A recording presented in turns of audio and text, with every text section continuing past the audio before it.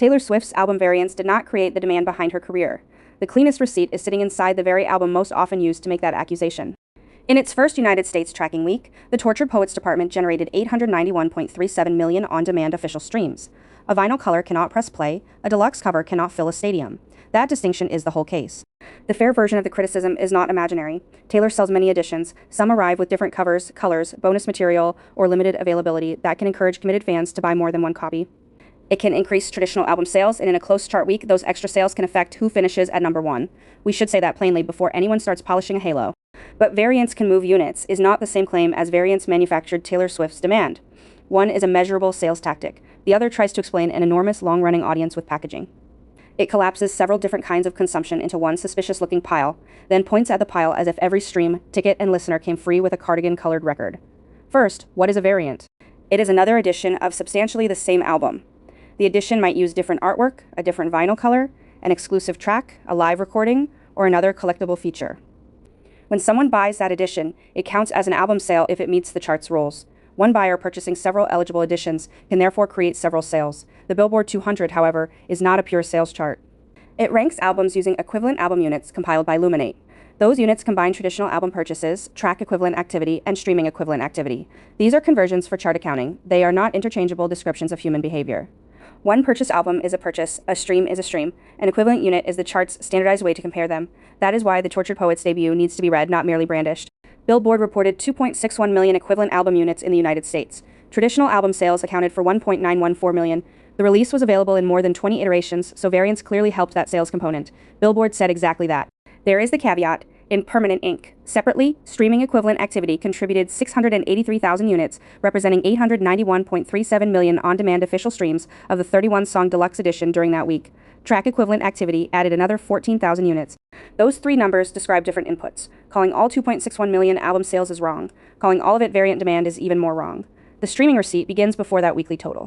NPR reported that Spotify said the Tortured Poets department became the first album in the platform's history to exceed 300 million streams in a single day.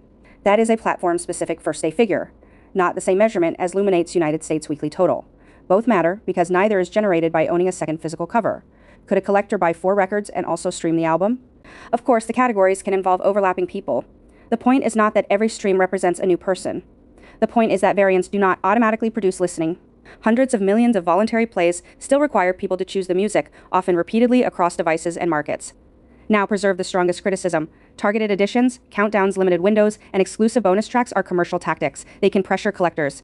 They can reward completionism more than casual listening. In a close weekly race, a well-timed digital edition can matter. Defending Taylor does not require pretending that the strategy is neutral, artistically necessary, or above criticism. Billboard's reporting offers a useful reality check. In one later chart week, 2 limited digital editions were available through Swift's store, and the album sold nearly 10,000 digital downloads across all variants and sellers. Billboard also calculated that even with 0 digital album sales that week, Tortured Poets still would have remained number 1, because the runner-up trailed by 13,000 equivalent units. Sometimes the tactic adds margin without creating the result. This is where screenshots of a store page often replace arithmetic. A critic sees another edition, notes that Taylor stayed at number 1, and treats sequence as proof of cause. The useful question is not whether the edition existed. It is how many eligible units it produced, how large the final margin was, and what the album earned from streaming and ordinary sales during the same tracking period. That method can produce answers Taylor fans dislike.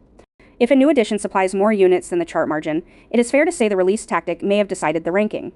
The same method can also produce answers critics dislike. If the margin exceeds the edition's contribution, or streaming alone supports the position, then the tactic did not create that week's outcome. This is not a loophole invented for one artist. Charts are rule systems. They decide which purchases qualify, how streams convert, when a tracking week opens and closes, and which bundles count.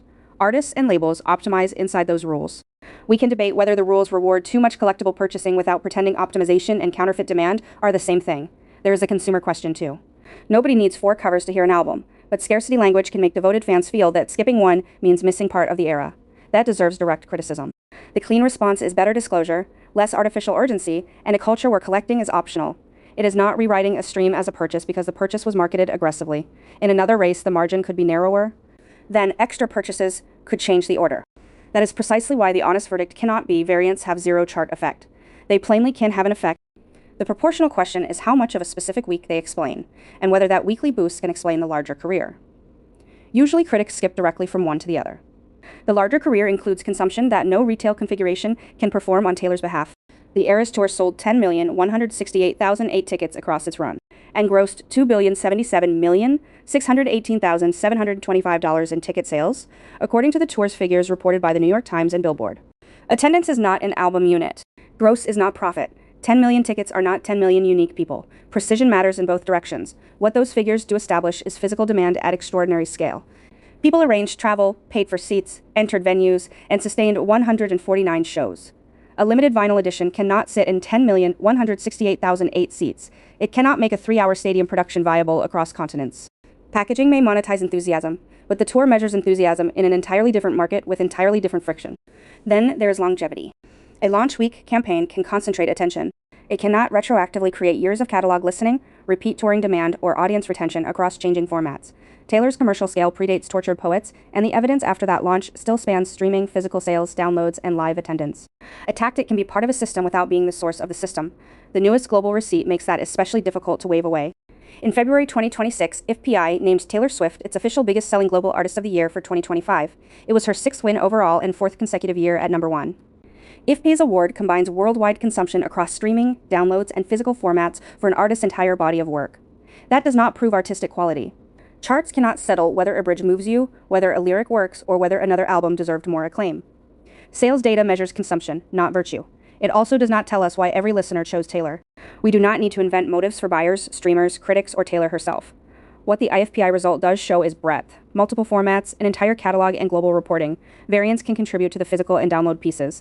They still do not manufacture streaming across a body of work. They do not turn a domestic release tactic into 4 consecutive years leading a global artist chart by magic.